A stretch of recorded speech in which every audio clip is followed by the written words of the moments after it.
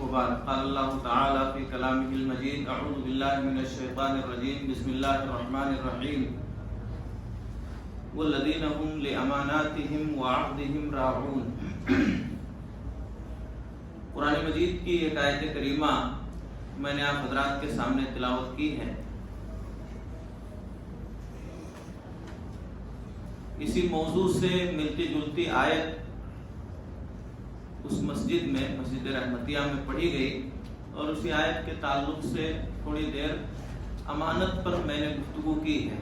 تو مناسب معلوم ہوتا ہے کہ امانت کے سلسلے میں جو باتیں وہاں رکھی گئی ہیں آپ حضرات کے سامنے بھی رکھی جائیں. دیکھیے امانت کہتے ہیں ہر وہ چیز جو اللہ تعالیٰ نے اپنے بندے پر فرض کی اس کو پورا کرنا. عام طور پر ہوتا کیا ہے، ہم نے امانت کا بڑا محدود دائرہ رکھا ہے. ہم یہ سمجھتے ہیں کہ کسی شخص نے ہمارے پاس کچھ روپے رکھ دیے ہیں، اسی میں کمی بیشی نہ کرنا امانت ہے. کوئی سامان رکھ دیا ہے، وہ سامان اسی طرح واپس کر دینا، یہی امانت داری ہے. یہ ہم نے سمجھا ہے. حالانکہ بات ایسی نہیں. زندگی کا ہر میدان امانت سے بھرا ہوا ہے. زندگی کے تمام مجال و میدان میں امانت داری پائی جانی چاہیے. مثال کے طور پر اللہ تعالیٰ نے ہمیں اور آپ کو اپنی عبادت کے لیے پیدا کیا ہے. وَمَا خَلَقْتُ الْجِنَّ وَالْإِنسَ إِلَّا لِيَعْبُدُونَ. میں نے جناتوں کو انسانوں کو صرف اپنی عبادت کے لیے پیدا کیا ہے. یہ قرآن میں اللہ کا فرمان ہے. اگر ہم صرف اللہ کی عبادت کر رہے ہیں تو امانت دار ہیں، اور اگر ہم اللہ کو چھوڑ کر کے کسی اور کی بندگی کر رہے ہیں، یہ سر کہیں اور جھک رہا ہے، یہ ہاتھ کسی اور کے سامنے اٹھ رہے ہیں، پریشانیوں میں کسی اور کو پکار رہے ہیں، ہم بیٹا بیٹی کسی اور سے مانگنے چلے گئے، ہم خیانت کرنے والے ہیں، امانت دار نہیں. دو لوگوں کے درمیان جو گفتگو ہو رہی ہے، بات چیت ہو رہی ہے، امانت ہے. میں نے آپ سے کوئی بات کی ہے، آپ نے مجھ سے کوئی بات کی ہے. ہماری اجازت کے بغیر اگر آپ ہماری بات کسی اور سے کہہ رہے ہیں تو آپ خیانت کر رہے ہیں. آپ کی بات آپ کی اجازت کے بغیر میں کسی اور سے کہہ رہا ہوں تو میں خیانت کر رہا ہوں. یہ نبی کریم جناب محمد رسول اللہ صلی اللہ علیہ وسلم کا فرمان ہے. عزت آبرو امانت ہے. نبی کریم صلی اللہ علیہ وسلم نے فرمایا لعنت ہو اس شوہر پر جو اپنی بیوی کے ساتھ رات گزارے اور صبح دوستوں سے رات کی داستان بیان کرے.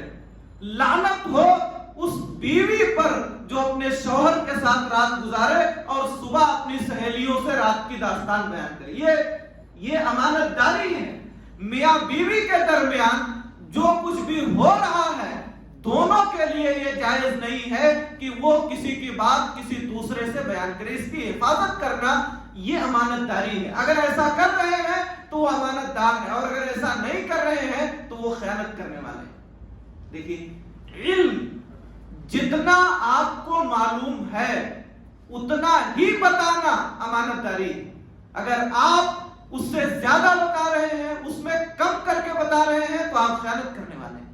آپ کو اگر معلوم ہے کہ ظہر کی نماز کا وقت یہ ہے، اس میں اتنی رکعت پڑھی جائے گی، یہ دو باتیں آپ کو معلوم ہے، یہی دو باتیں آپ بتا سکتے ہیں. اگر کسی تیسری بات کو آپ نے اپنی جانب سے بیان کیا تو یہ علمی خیانت ہے، یہ امانت داری نہیں. تو زندگی کے تمام مجال اور میدان یہ امانت سے بھرے ہوئے ہیں. ذمہ داریاں امانت ہیں. آپ گھر کے گارجین ہیں، پورے گھر کے افراد آپ کی ذمہ داری میں ہیں، وہ سب امانت ہے آپ کے لیے. آپ کے بچے امانت ہیں. اگر آپ نے انہیں اچھے سے پالا پوسا، اگر آپ نے ان کی صحیح تعلیم و تربیت کی، اگر آپ نے انہیں دین سے جوڑنے کی کوشش کی تو آپ اپنے بچوں کے تئیں امانت دار ہیں. اور اگر آپ نے دیکھا کہ آپ کا بیٹا راہ راست سے بھٹکا ہوا ہے، آپ کی بیٹی بے پردہ ہے، آپ کے گھر میں فحاشی اور عریانیت ہے، آپ کے گھر میں دین کے خلاف عمل ہو رہا ہے اور آپ خاموش ہیں، تو آپ باپ کی حیثیت سے اپنی اس ذمہ داری کے ساتھ خیانت کرنے والے ہیں۔ یہ ذمہ داری امانت ہے۔ آپ مسجد کے ذمہ دار ہیں، یہ ذمہ داری امانت ہے۔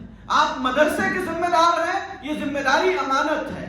آپ جمعیت اور جماعت کے ذمہ دار ہیں، یہ ذمہ داری امانت ہے۔ اس کا جو حق ہے آپ کو ادا کرنا چاہیے۔ اگر آپ ادا کر رہے ہیں تو امانت دار ہیں، اور اگر نہیں ادا کر رہے ہیں تو آپ خیانت کرنے والے ہیں، اور کل اللہ کے ہاں آپ سے پوچھا جائے گا۔ حضرت ابو ذر رضی اللہ تعالیٰ عنہ اللہ کے نبی صلی اللہ علیہ وسلم کے پاس آئے ہیں، کہا اللہ کے پاک رسول الا تستعملونی، میرے گاؤں کا مجھے ذمہ دار نہیں بنائیں گے؟ آپ مجھے عامل اور گورنر نہیں بنائیں گے؟ نبی کریم صلی اللہ علیہ وسلم نے فرمایا یا ابا ذر انک ضعیف وانھا امانہ، سنو تم کمزور ہو اور یہ عہدہ جو مانگ رہے ہو یہ امانت ہے۔ وانھا یوم القیامت خزی و ندامہ، اور قیامت کے دن یہ عہدہ تمہارے لیے رسوائی کا اور ندامت و شرمندگی کا سبب بنے گا۔ اگر تم نے اس عہدے کو طلب کرنے کے بعد اس کا حق ادا نہیں کیا، اس ذمہ داری کو پورا نہیں کیا، تو یاد رہے کل اللہ کے سامنے جب کھڑے ہوگے تو تمہارا سر جھک جائے گا۔ دیکھیں نبی کریم صلی اللہ علیہ وسلم، وہ شخص جو عہدہ لے اس کا حق ادا کرے، اس ذمہ داری کو پورے طور پر پورا کرنے کی کوشش کرے، تو اس کے لیے کوئی وعید نہیں ہے۔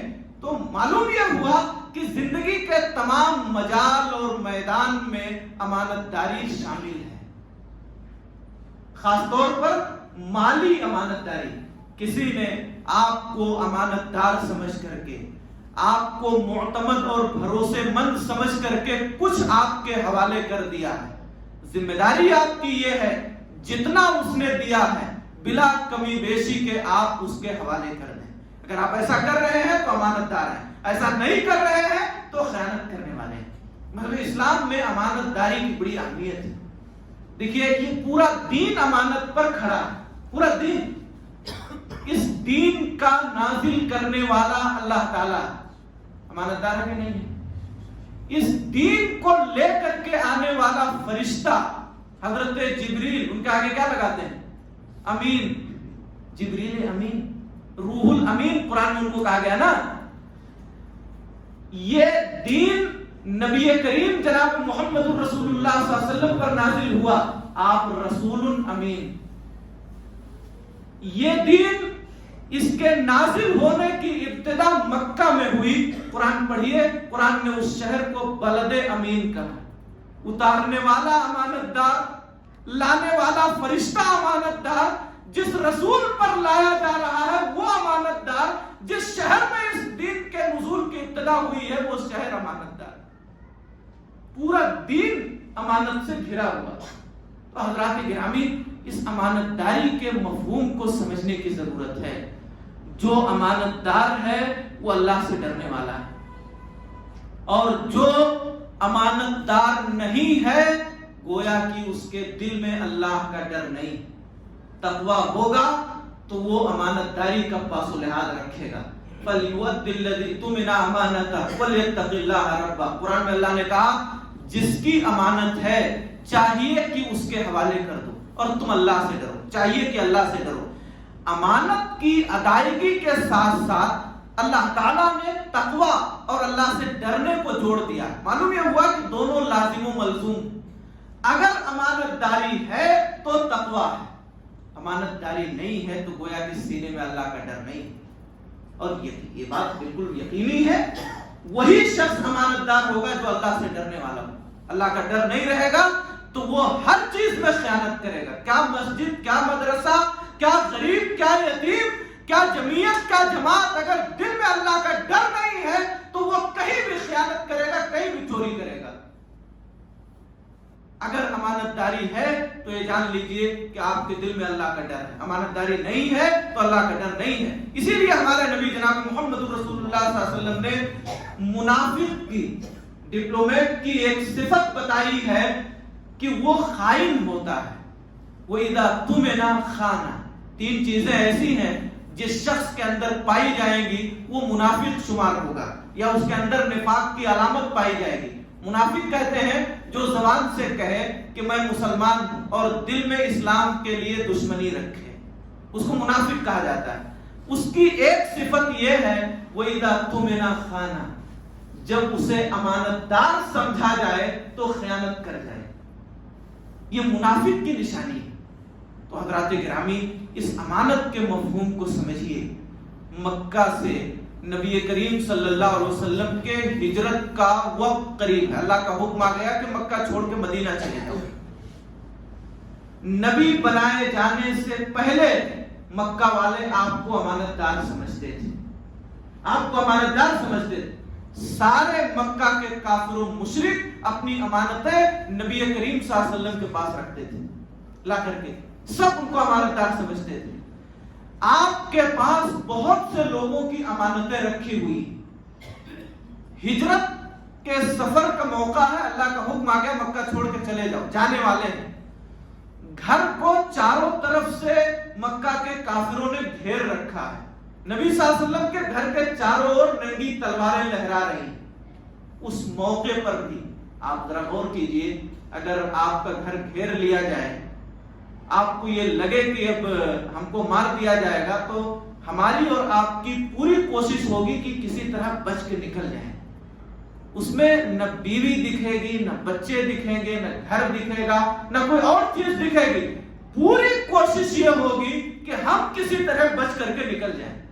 پورا گھر مکہ والوں نے گھیر لیا، چاروں طرف ننگی تلواریں لہرا رہی ہیں، اور آپ حضرت علی کو بلا کر کے کہہ رہے ہیں علی سنو، یہ فلاں کی امانت ہے، یہ فلاں کا پیسہ ہے، یہ فلاں کا زیور ہے، یہ فلاں کا کپڑا ہے، میرے جانے کے بعد یہ ساری امانتیں ان کے حوالے کر دیں۔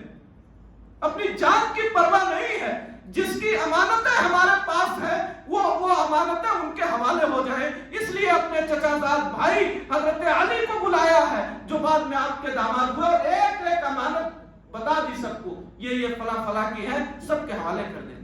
یہ ہمارے نبی، یہ امانت داری ہے آپ کی، ہم بھی انہی کے متبع ہیں، انہی کے اتباع کا دم بھرنے والے ہیں۔ کیا یہ امانت داری ہمارے اندر پائی جا رہی ہے؟ ہمیں اپنے دل سے سوال کرنا چاہیے، پوچھئے اپنے گریبانوں میں جھانک کے دیکھیے، کیا یہ امانت داری ہے ہمارے یہاں؟ کیا ہم خیانت نہیں کر رہے ہیں؟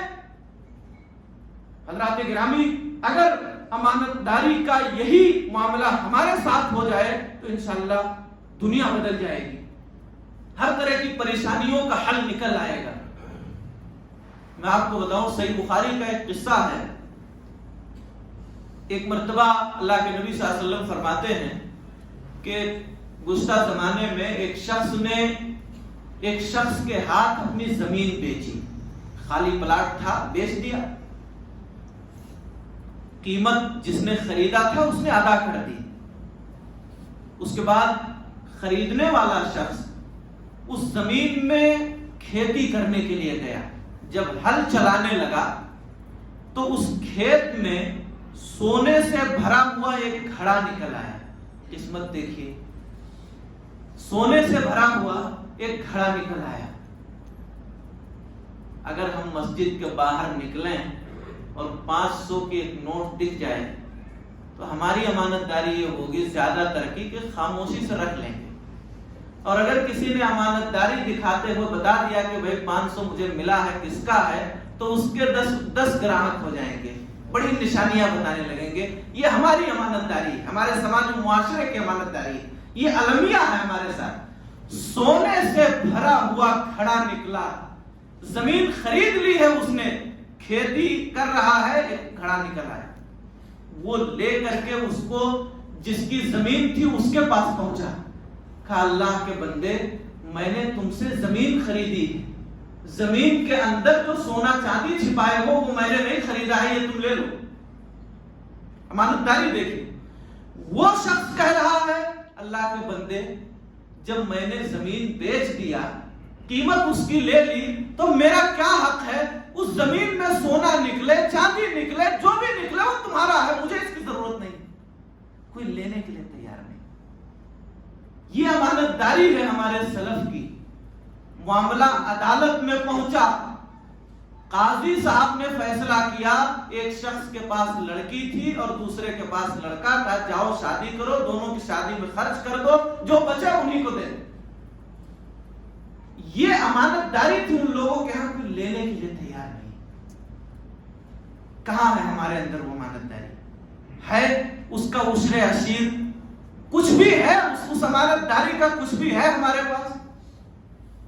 اور ایک قصہ آپ کو بتاؤں، ہمارے سلف میں ایک نام ہے مبارک رحمہ اللہ۔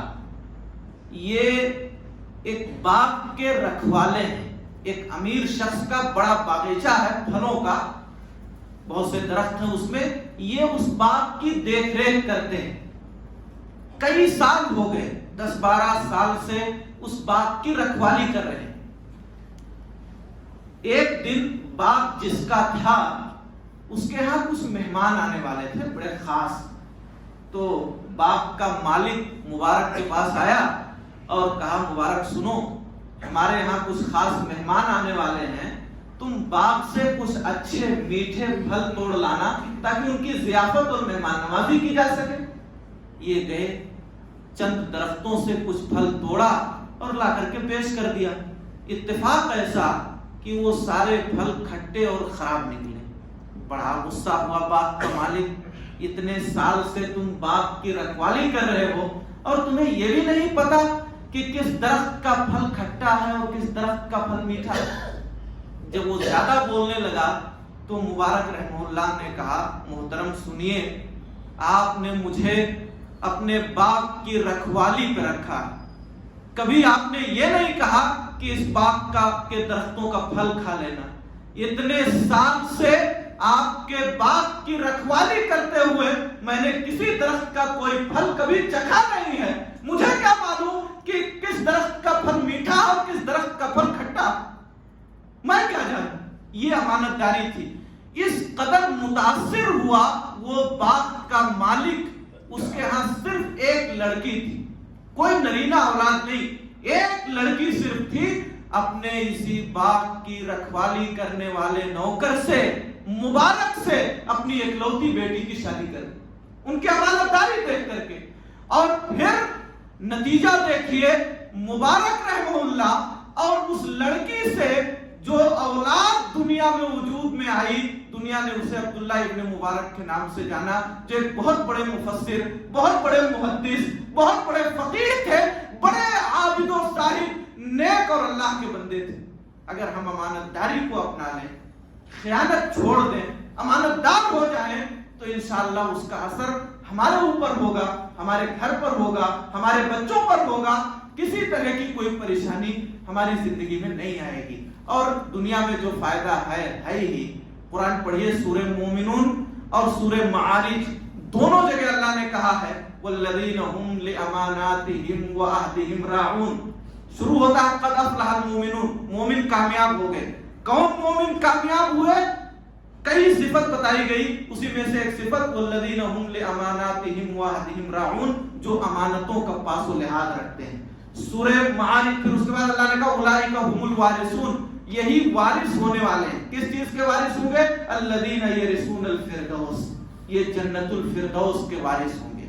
اور سورہ معارج میں اللہ نے کہا والذین هم لاماناتهم وعهدهم راعون اولئک فی جنات مکرمون، یہ امانتوں کا پاس و لحاظ رکھنے والے کل جنت میں باعزت زندگی گزاریں گے۔ دعا اللہ تعالی ہم سب کو ان باتوں کو سمجھنے کی اور ان پر عمل کرنے کی توفیق عطا فرمائے۔ اللہ تعالی ہمیں امانت دار بنائے، زندگی کے تمام شعبوں اور میدانوں میں امانت داری کا پاس و لحاظ رکھنے کی ہمیں توفیق عطا فرمائے۔ اللہ تعالی ہر طرح کی خیانت سے، چوری سے ہمیں محفوظ فرمائے۔ پروردگار عالم، ماہ رمضان میں جو بھی عبادتیں ہم سے ہو رہی ہیں انہیں قبول فرما لے اور ہماری عبادتوں کو ہماری دنیا اور آخرت کی کامیابی کا ذریعہ بنا دے۔ اے اللہ ہمیں جب تک دنیا میں زندہ رکھ، ایمان و اسلام پہ زندہ رکھ، جو ہمارا خاتمہ ایمان و اسلام پر ہو۔ آمین۔ اقول قولی ھذا واستغفر اللہ لی ولکم۔ السلام علیکم ورحمۃ اللہ وبرکاتہ۔